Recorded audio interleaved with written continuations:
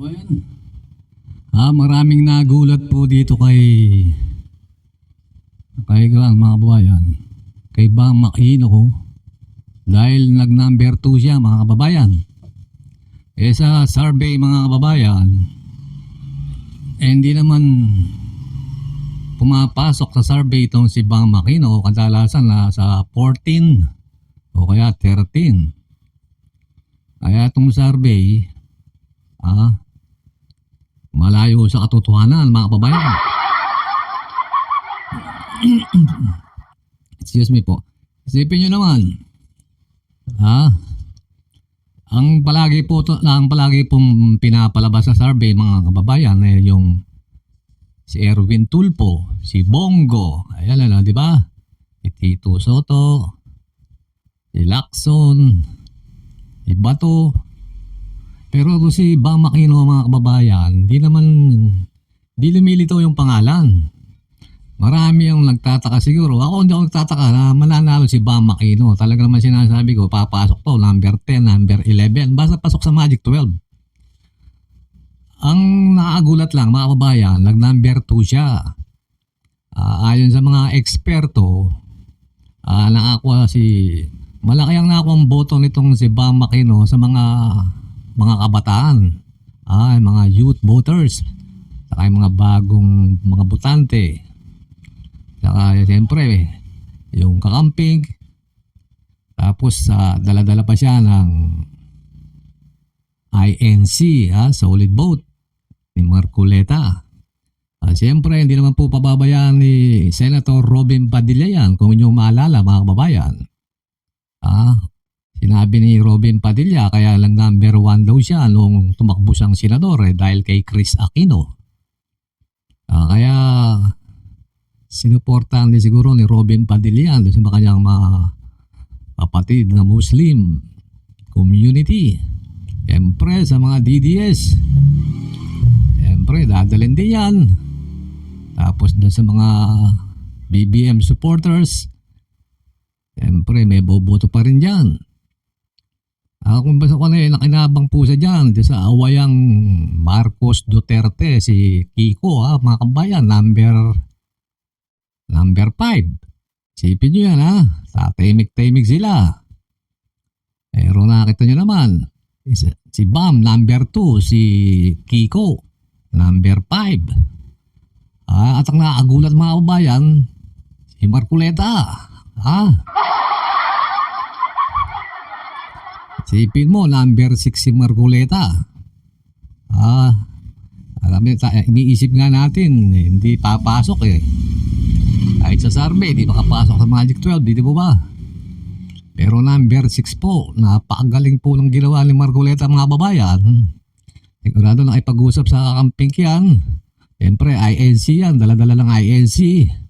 Siguro may palitan niya ng boto. Boboto silang kakamping.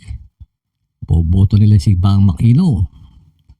Tapos pinakamalaking boto na ako ni Marcoleta sa Mindanao.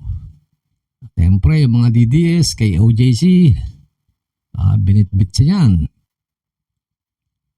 Tapos sabi ng isang newscaster, sa mga sample ballot daw itong si Marcoleta palaging kasama yung pangalan kahit na alyansa pa o Duterte 10, kasama yung mga kakamping, kasama yung pangalan ni Marcoleta mga kababayan. Kaya magaling itong si Marcoleta, magaling yung umawak dito, yung mga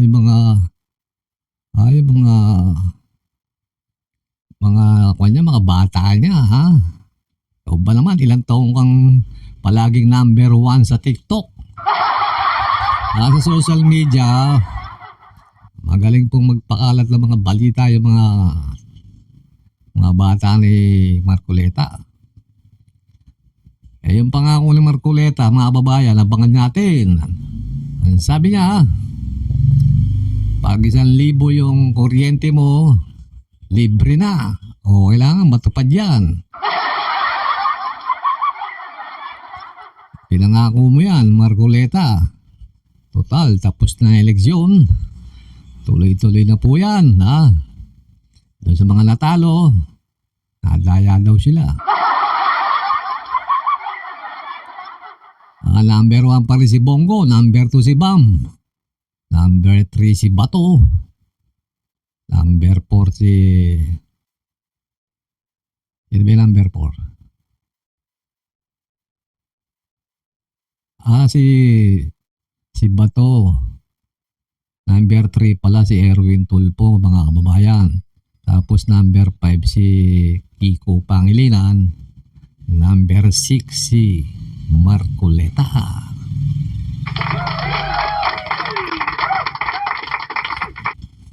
Nung nasabi ko, piso tamang barko, hindi mananalo si Marcoleta. O yun, kunin yung barko, nakasadsyad yung Sierra Madre.